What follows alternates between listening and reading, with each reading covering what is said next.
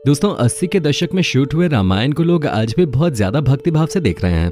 रामायण की शूटिंग एक ऐसे समय में हुए थे जब तकनीक इतने विकसित नहीं हुए थे।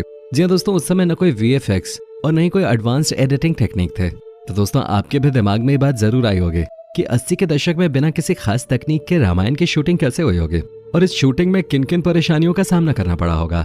रामायण के कलाकार बिना किसी सुविधा के शूटिंग कैसे मैनेज करते थे, उस समय रामायण बनाने में कितना खर्च हुआ, कलाकारों को कैसे चुना गया, उस समय बानर सेना और जामवंत जैसे कैरेक्टर कैसे डेवलप हुए थे। दोस्तों आपके सभी सवालों के जवाब आज के इस वीडियो में आपको मिलेंगे, लेकिन इसके लिए आपको इस वीडियो को अंत तक देखना होगा। लेकिन दोस्तों इससे पहले इस वीडियो को शुरू करें, वीडियो को ज्यादा से ज्यादा लाइक कीजिए और साथ ही दोस्तों अगर आप इस चैनल पे पहली बार वीडियो देख रहे हैं तो दोस्तों इस वीडियो के नीचे लाल बटन को दबाकर इस चैनल को सब्सक्राइब जरूर कर लीजिएगा।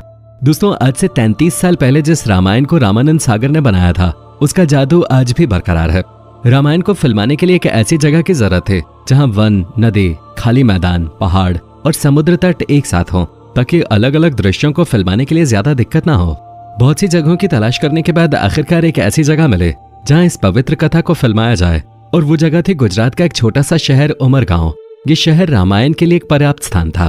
इस शहर की आबादी भी इतनी घनी नहीं थी जिस वजह से यहाँ काम करना मुनासिब हुआ। गुजरात के उमरगांव में रामायण की शूटिंग पूरे 550 दिनों तक चले और इस दौरान कुल 78 एपिसोड फिल्माए गए। बताया जाता है कि ज्यादातर कलाकार शूट के दौरान सेट पे ही रुका करते थे। उमरगांव मुंबई से 4 घंटे की दूरी पर स्थित है और यहाँ बहुत से पर्यटन स्थल मौजूद हैं।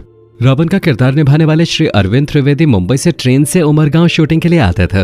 दोस्तों शूटिंग के दौरान सभी कलाकारों में इतना मेलजोल बढ़ गया था कि जब रामायण के आखिरी एपिसोड की शूटिंग हुई तो सब भावुक हो गए थे और उन्हें ऐसा लग रहा था उनकी जिंदगी में से कुछ जुदा हो रहा है।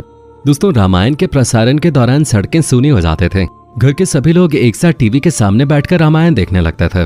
बहुत घरों में तो लोग इस दौरान अपने टीवी पे माला भी चढ़ाते थे।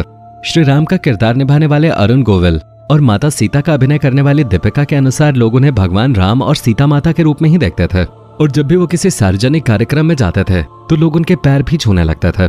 दोस्तों अगर हम आपको रामायण की शूटिंग के बारे में बताएं तो रामायण में लक्ष्मण का किरदार निभाने वाले सुनील लहरी ने बताया कि रामायण में हनुमान जी को इधर उधर उड़ते हुए बहुत देखा गया है, मगर शूटिंग के दौरान असल में वो उड़ नहीं रहे थे, वो तो कुर्सी या स्टूल पे बस खड़े कर दिए जाते थे। जी हाँ दोस्तों, सुनील लहरी ने बताया कि हनुमान जी के कंधे पे जब राम और लक्ष्मण को बिठाने वाला सीन शूट किया गया था तो वो उन सभी के लिए बहुत ही मजेदार रहा था और उन्होंने शूटिंग के साथ इसका खूब लुत्फ भी उठाया था। रामायण के सीन में देखने को मिलता है कि हनुमान जी राम और लक्ष्मण को अपने कंधे पर बैठाकर वायु मार्ग से लेकर जाते हैं। रामायण का जो ये सीन क्रिएट किया गया है इसके लिए क्रोमा तकनीक को इस्तेमाल में लाया गया था। उसके बाद कई स्पेशल इफेक्ट्स भी इसमें डाले गए थे, तब जाकर वो सीन तैयार हो सका जिसे दर्शकों ने रामायण सीरियल में देखा है। क्रोमा तकनीक और स्पेशल इफेक्ट्स का इस्तेमाल करते हुए दिखाया गया था कि ऊंचाई पर हनुमान जी किस तरीके से उड़ रहे हैं। सुनील लहरी के मुताबिक उन्हें ऊंचाई पे दिखाने के लिए 2 स्टूल पे उन्हें खड़ा कर दिया गया था। ब्लू क्रोमा और स्टूल पे भी ब्लू रंग चढ़ाकर इस सीन की शूटिंग किए गए थे। हनुमान जी के बड़े बड़े हाथ दिखाने थे तो इसके लिए एक रैंप तैयार किया गया था। इसी पर चढ़कर राम और लक्ष्मण जी गए थे और हनुमान जी के कंधे पे वे जा बैठे थे। सुनील लहरी ने बताया कि इस सीन की जो शूटिंग हुई थी वो काफी हद तक केवल इमेजिनेशन थे। सुनील लहरी और अरुण गोविल को कुछ पता ही नहीं चल रहा था कि आखिर हो क्या रहा है। कैमरे के पीछे से जो निर्देश उन्हें दिए जा रहे थे वो बस उसी को लगातार फॉलो करते जा रहे थे। जिस वक्त इस सीन की शूटिंग चल रही थी उस वक्त अरुण गोविल और सुनील लहरी को यह सीन बहुत ही अटपटा लग रहा था। हालांकि जब एडिट होकर ये उनके सामने आया तो ये उन्हें बहुत ही खूबसूरत लगा और बाद में दर्शकों को भी ये बहुत पसंद आया। दोस्तों रामायण की बात करते हुए रामानंद सागर के बेटे प्रेम सागर का कहना है कि जब वे उमरगांव में शो की शूटिंग कर रहे थे तब न जाने कितने ही लोग भगवान के दर्शन करने के लिए वहां पहुंच जाते थे। जी हाँ, केवल आम लोग ही नहीं बल्कि कई बार तो VIP भी वहां पहुंच जाते थे और सभी कलाकारों के लिए रहने से लेकर खाने तक की पूरी व्यवस्था भी की जाते थे।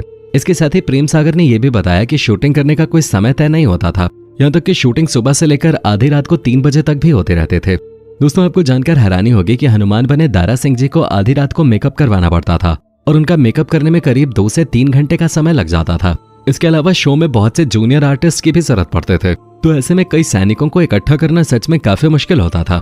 बता दें कि इस काम को करने के लिए आसपास के लोगों को गाँव में ढोल नगाड़े बजाकर बुलाया जाता था और उनसे ये भी कहा जाता था कि जो काम करेगा उसे फ्री में खाना और 10 रुपए भी दिए जाएंगे। दोस्तों रामायण में राम का किरदार निभाकर प्रसिद्ध हुए अरुण गोविल जहां भी जाते लोग उनके आगे नतमस्तक हो जाते थे। इस किरदार में अभिनेता को देखकर ऐसा लगता है मानो वो इसी के लिए बने हों। लेकिन बहुत कम लोग ही जानते होंगे कि रामानंद सागर ने पहले इस रोल के लिए इस अभिनेता को रिजेक्ट कर दिया था। इस बारे में अभिनेता अरुण गोविल ने एक शो में खुलासा किया इस दौरान उन्होंने रामायण में अपनी कास्टिंग के बारे में यह दिलचस्प किस्सा सुनाया था। उन्होंने बताया कि जब उन्हें पता चला कि रामानंद सागर रामायण बना रहे हैं तो वो उनके पास रोल मांगने पहुंच गए थे। रामानंद सागर के पास जाकर अरुण गोविल ने उनसे कहा कि वो राम का किरदार निभाना चाहते हैं। रामानंद सागर ने उन्हें देखा और कहा कि ठीक है, जब समय आएगा तो देखा जाएगा। कुछ समय बाद जब शो के कास्टिंग के लिए ऑडिशन शुरू हुए तो अरुण गोविल को भी बुलाया गया, लेकिन शो की टीम को उनका ऑडिशन पसंद नहीं आया, जिसकी वजह से उन्हें रिजेक्ट कर दिया गया। लेकिन फिर एक दिन रामानंद सागर ने अरुण गोविल को फोन कर मिलने के लिए बुलाया। इसके बाद जब अरुण गोविल राम के किरदार के लिए लुक टेस्ट देने पहुंचे तो उनके स्माइल देख उन्हें तुरंत राम का किरदार मिल गया, क्योंकि उनके मुस्कान में रामानंद सागर को भगवान जैसी सौम्यता नजर आई, जो राम के किरदार के लिए बिल्कुल परफेक्ट था। दोस्तों, रावण का रोल करके अरविंद त्रिवेदी घर घर लोकप्रिय तो हो गए, लेकिन आप ये जानकर हैरान हो जाएंगे कि रामानंद सागर के लिए वो पहली पसंद नहीं थे। अरविंद त्रिवेदी मध्य प्रदेश के इंदौर के रहने वाले थे और उन्होंने गुजराती फिल्मों में ज्यादा काम किया। जब उन्हें पता चला कि रामानंद सागर रामायण बना रहे हैं तो वो गुजरात से मुंबई ऑडिशन के लिए पहुंच गए। उन्होंने तो केवट के रोल के लिए ऑडिशन दिया था। रावण के किरदार के लिए सभी चाहते थे कि अमरीश पुरी को लिया जाए। अरविंद त्रिवेदी ने केवट के किरदार के लिए ऑडिशन दिया। जब वो बाहर निकलने लगे तो बॉडी लैंग्वेज और एटीट्यूड देखकर रामानंद सागर ने उन्हें रावण का रोल दिया। रावण के रोल में ढलने के लिए उन्हें कड़ी मेहनत करनी पड़ते थे। शूटिंग से 5 घंटे पहले वो तैयार होना शुरू कर देते थे। उनकी ज्वेलरी से लेकर कपड़ों का वजन ही कई किलो का होता था। उनका मुकुट ही 10 किलो का हुआ करता था। अरविंद खुद भी राम भक्त और शिव भक्त थे। जब वो शूटिंग पर जाते थे तो पूरा दिन व्रत रखते थे। शूटिंग खत्म करने के बाद वो रात में अपना व्रत तोड़ते थे। उन्हें इस बात का बहुत अफसोस होता था कि स्क्रिप्ट की वजह से उन्हें भगवान राम के लिए कड़वे शब्दों का प्रयोग करना पड़ता था। दोस्तों, सीता के रोल के लिए दीपिका चिखलिया का सिलेक्शन कैसे हुआ था, इस बारे में उन्होंने खुद बताया कि उन दिनों विक्रम बेताल की शूटिंग सागर जी के घर पे ही होते थे। दीपिका को महारानी का रोल दिया गया था। वो पूरे दिन महारानी के ही गेटअप में घूमते रहते थे। एक दिन दीपिका ने देखा कि सागर जी के घर पे बहुत सारे बच्चे आए हुए हैं। उन्हें लगा कि कहीं सागर जी की पत्नी ने घर पे ट्यूशन क्लासेस देना तो शुरू नहीं कर दिया, मगर बाद में किसी ने बताया कि वो बच्चे रामायण टीवी सीरियल के लव कुश के रोल के लिए ऑडिशन देने आए थे। इसके बाद रामानंद सागर ने उन्हें सीता का रोल दे दिया। तो दोस्तों, ये थी कहानी दीपिका के सीता बनने के। दोस्तों, 33 साल पहले इस शो का एक एपिसोड बनाने में 9 लाख रुपए की लागत आते थे। हालांकि इस सीरियल ने दूरदर्शन के लिए 23 करोड़ रुपए कमाए थे। रामानंद सागर का शो विक्रम बेताल का एक एपिसोड 1 लाख रुपए में बनता था। साल 1987 में 9 लाख रुपए आज के जमाने यानी कि 2022 में 1 करोड़ रुपए के बराबर हैं।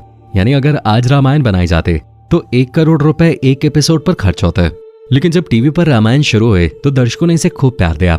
इतना ही नहीं, साल 2003 में लिम्का बुक ऑफ रिकॉर्ड्स द्वारा साझा किए गए आंकड़ों के मुताबिक इस पौराणिक शो के पहले टेलीकास्ट एपिसोड को 40 मिलियन लोगों ने देखा था। उस समय रामायण को सिर्फ भारत में ही नहीं बल्कि 53 अलग अलग देशों में दिखाया गया।